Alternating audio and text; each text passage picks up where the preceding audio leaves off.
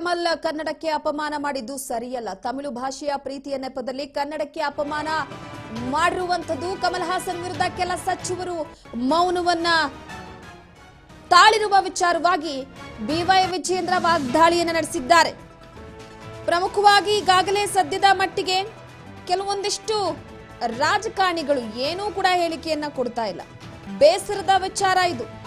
ತಮಿಳು ಭಾಷೆಯ ಪ್ರೀತಿಯ ನೆಪದಲ್ಲಿ ಕನ್ನಡಕ್ಕೆ ಅಪಮಾನವನ್ನ ಮಾಡಿದ್ದಾರೆ. ಆದರೂ ಕೂಡ ಕೆಲವೊಂದಿಷ್ಟು ಜನ ಸಚಿವರು ಈ ಬಗ್ಗೆ ಮೌನ ತಳಿದ್ದಾರೆ. ಏನು ಕೂಡ ಹೇಳಿಕೆಯನ್ನ ಕೊಡ್ತಾ ಇಲ್ಲ. ಬಿಜೆಪಿ ರಾಜ್ಯಾಧ್ಯಕ್ಷ ವಿಜಯೇಂದ್ರ ಅವರು ವಾಗ್ದಾಳಿಯನ್ನ ನಡೆಸಿರುವಂತದ್ದು. ಸೊ ಪ್ರಮುಖವಾಗಿ ಏನಾಗಿದೆಯಪ್ಪ ಈಗ ಅಂತಂದ್ರೆ ನೋಡಿ, ರಾಜಕಾರಣಿಗಳು ಕೆಲವೊಂದಿಷ್ಟು ನಟ ನಟಿಯರು ಎಲ್ಲರೂ ಕೂಡ ಮೌನ ಮುರಿದಿರುವಂಥದ್ದು ಒಂದ್ ರೀತಿ ಬೇಸರ ಆಗುತ್ತೆ.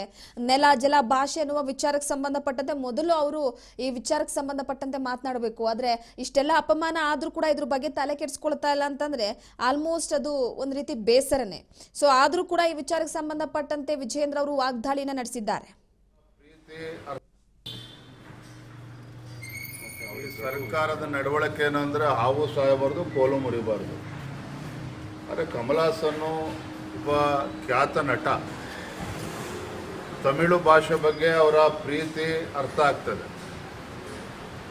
ಆದರೆ ಅದರ ನೆಪದಲ್ಲಿ ಇವತ್ತು ಕನ್ನಡಕ್ಕೆ ಅಪಮಾನ ಮಾಡ್ತಕ್ಕಂಥದ್ದು ಖಂಡಿತ ಸರಿಯಲ್ಲ. ಹಾಗಾಗಿ ಈಗಲೂ ಕೂಡ ಕಾಲ ಮಿಂಚಲು ಅವಿವೇಕತನದ ವರ್ತನೆಯನ್ನು ಬಿಟ್ಟು ಕನ್ನಡಿಗರಿಗೆ ಕ್ಷಮೆಯನ್ನು ಯಾಚಿಸಬೇಕಾಗ್ತದೆ ಕಮಲ್ ಹಾಸನ್ ಅವರು. ಸರ್ಕಾರದ ನಡವಳಿಕೆ ಏನಂದ್ರೆ ಹಾವು ಸಾಯಬಾರ್ದು, ಕೋಲು ಮುರಿಬಾರ್ದು. ಆದರೆ ಕಮಲ್ ಹಾಸನ್ ಒಬ್ಬ ಖ್ಯಾತ ನಟ.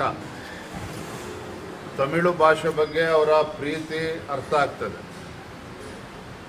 ಆದರೆ ಅದರ ನೆಪದಲ್ಲಿ ಇವತ್ತು ಕನ್ನಡಕ್ಕೆ ಅಪಮಾನ ಮಾಡ್ತಕ್ಕಂಥದ್ದು ಖಂಡಿತ ಸರಿಯಲ್ಲ.